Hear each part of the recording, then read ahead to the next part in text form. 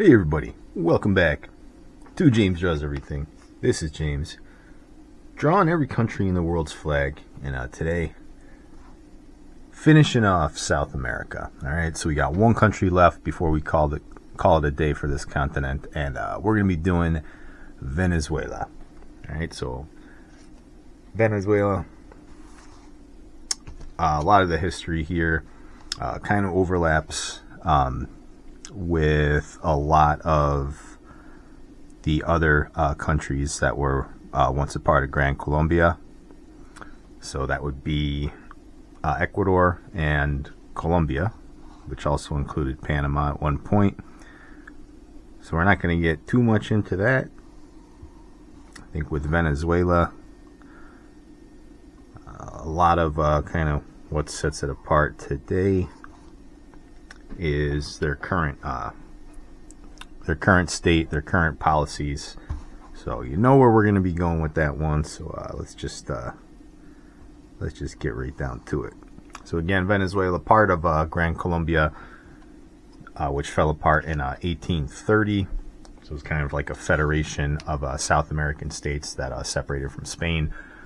Most of the first half of the 20th century, it was ruled by military strongmen, and had always had a great access to like oil.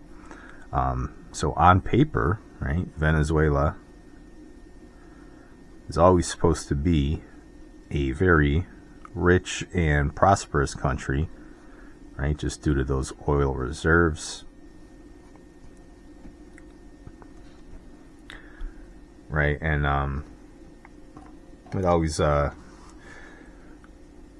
kind of it sounds weird, like when people talk about like a lot of those a lot of the wars of like the early 21st century, where people like that maybe watched some Michael Moore documentaries or something. They talk about blood for oil or something, and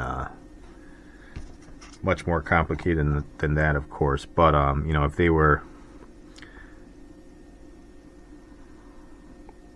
if they were being honest with themselves, right, and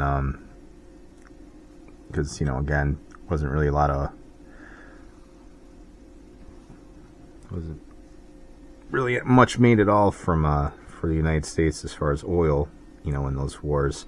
But if that caricature was true, and like the United States was like this 19th century robber baron that just invaded countries for resources,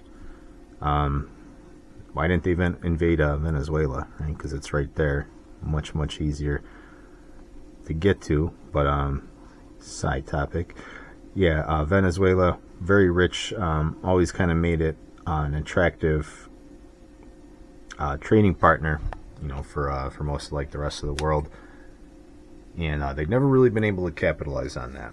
And a lot of that is due to their economic policies, their governments.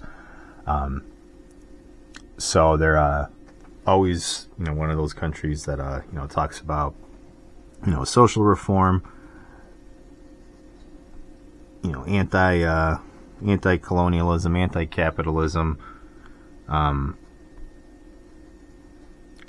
social reform, generally means, massive social programs, which they never seem to have the money to actually implement and execute, right?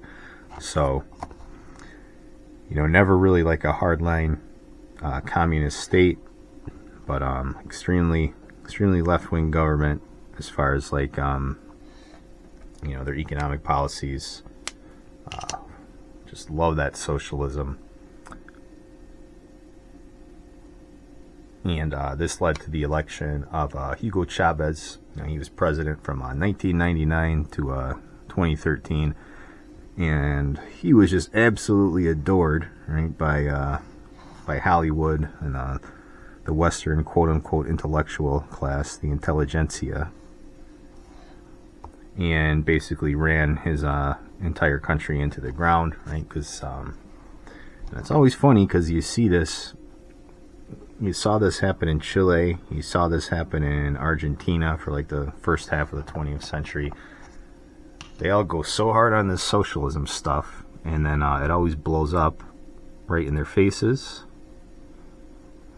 And all these other countries are right there, right? Venezuela, they did have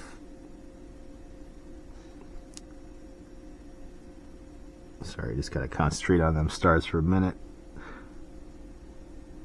Venezuela did have examples, right? So they had a little bit of R&D, some research and development as far as what happens, and it wasn't that far away, right? They only had to look to their neighbors, and they saw what happened, and said, you know what? We're going to try the exact same thing. Oh, are you going to do anything different? Nope. So you see massive, hyperinflation as, they promise the moon and the stars above, and they can't deliver, right? But they just, instead of correcting course, they always just double down.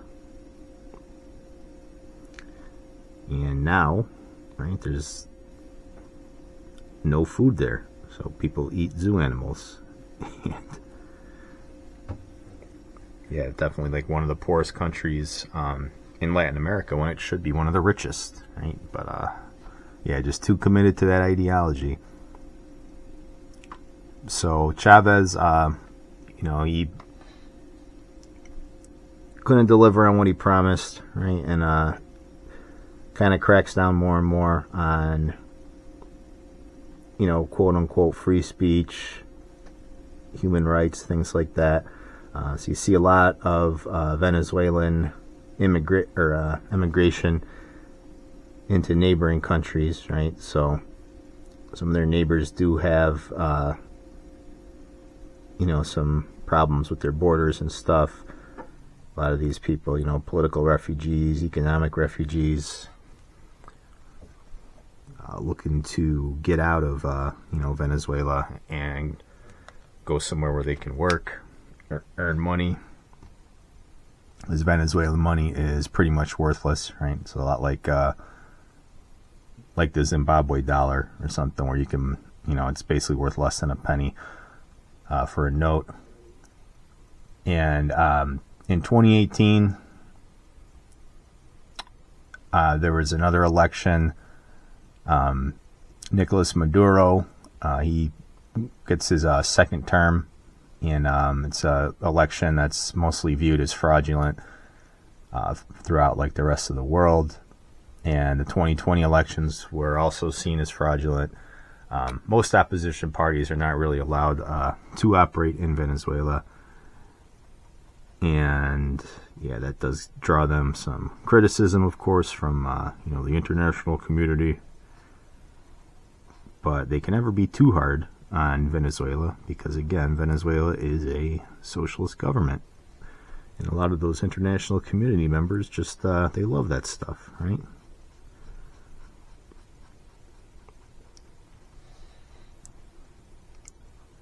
So you get a lot of popular uprisings, right, kind of going into the 2020s. Regional sort of governments and stuff. There's some boycotts there, as far as like your localities, your local principalities. And yeah, you would think they would change course, right? But no, most of their governments are, basically of the same flavor, still do the same stuff, same socialist policies, same massive, promising the moon when they can barely afford to feed the people.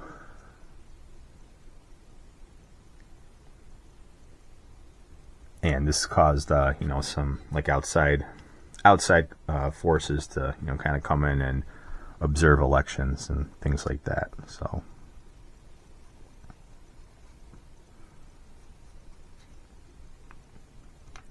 the state in Venezuela pretty much runs the entire economy, right? So nationalization of all the industries, all of their profits are expropriated and put back into the government, which of course leads to massive corruption. price controls on pretty much everything. And when you have price controls, this is just basic economics 101. There's no incentive to produce, right? So instead of just letting the market designate what prices, what quote-unquote fair prices are supposed to be, if you tell farmers and stuff, well, no, you can only sell it for this, and they tell you, well, I actually have all this equipment, I need to pay my workers this and that, and you're just a bureaucrat, and you've never farmed a day in your life, so why are you telling me what I can and can't sell this stuff for? And they say, nope, too bad. You gotta do what we say. And then what does the farmer do? Right? They say, well, you know what? No, I'm just not gonna do anything then, because I'm not gonna run myself into bankruptcy, over this. So you're so smart, you farm, and then nobody farms, right? Because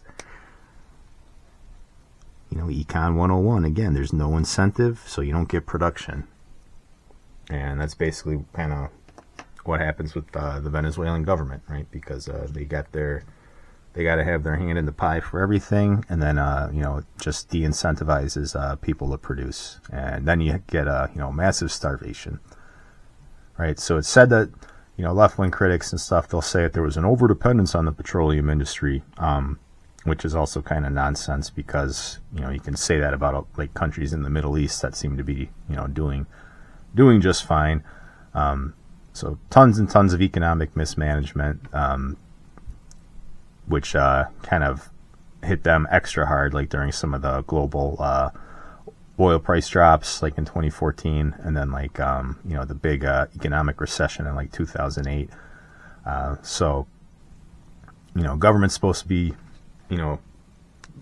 providing all this pie in the sky social program stuff, but then of course they can't afford to do that, and then all the people that voted for this crap in the first place, they're going to start to get a little antsy, maybe a little violent. So that's where you get some more of those protests. Shortages of basic goods, right? Grocery stores there are empty.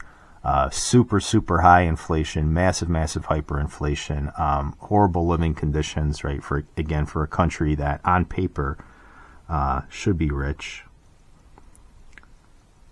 And they'll blame it on like bad IMF loans or not enough foreign investment. But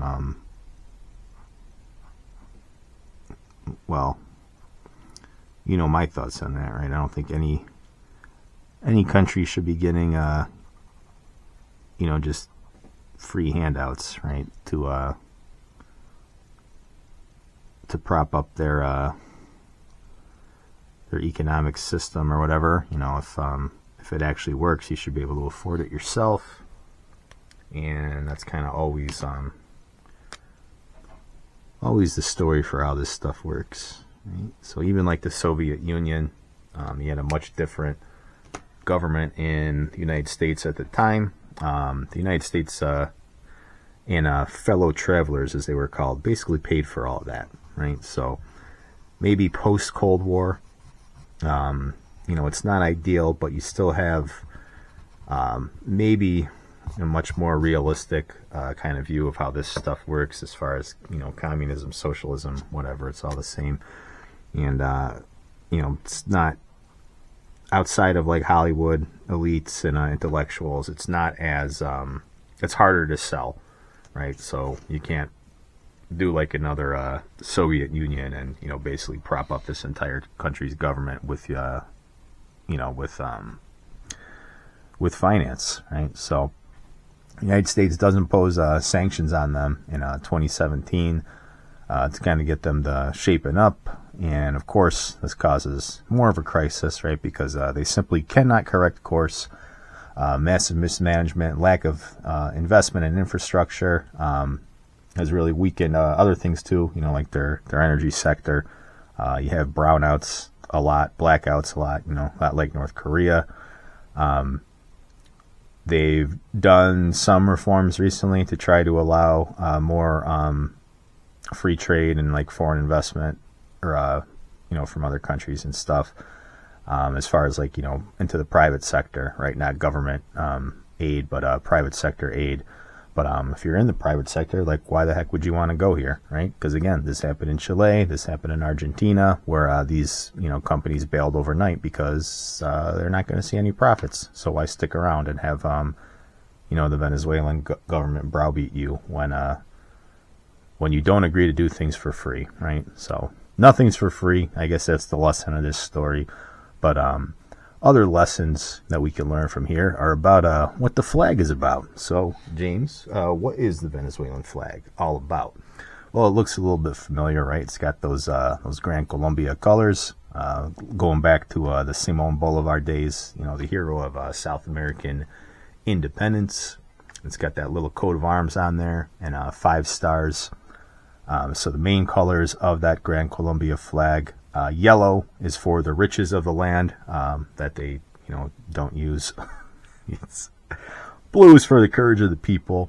Red is for communism, and red is for the bloodshed for attaining independence. And there was originally 7 stars here, but Chavez added an 8th star in 2006 under much controversy to conform with the flag proclaimed by Simón Bolivar in 1827 and to represent the historic province of Guyana, not Guyana, right? And that's another thing, because Venezuela, they got all the oil in the world, but there's some disputes with neighboring Guyana over some islands in the Caribbean. So you got Venezuela, an economic basket case, invading poor little Guyana, right? What did Guyana ever do to anybody? But yeah, that's what happens. So one of the richest oil countries per capita, right, in the world, and they need to invade their tiny little neighbors to get their oil because of course they have completely mismanaged their supply. And again, these Gran Colombia countries, right? We went over the basic history of a lot of these, so figured today focus a little bit more on the current state of things in Venezuela. Little public service announcement on the dangers of implementing these sort of economic policies, and again, they happen all over the world, right? We've seen a bunch of socialist countries in Africa go belly up. We've seen North Korea, what happens. We've seen it in Central America. We've seen it in Eastern Europe. And, you have these completely different countries, completely different religious backgrounds, ethnicities, race, completely different. Some of these countries, had nothing to do with each other whatsoever. And yet, they try this stuff and they get the exact same results every single time. Hyperinflation, right? Starvation and massive death, right? Because they just can't keep the lights on anymore after, promising the moon and being unable to deliver. So, little lesson on socialism there. Little lesson on Venezuela and the flag. So, let me know what you think. Like, comment, and subscribe, and I will catch you on the next video.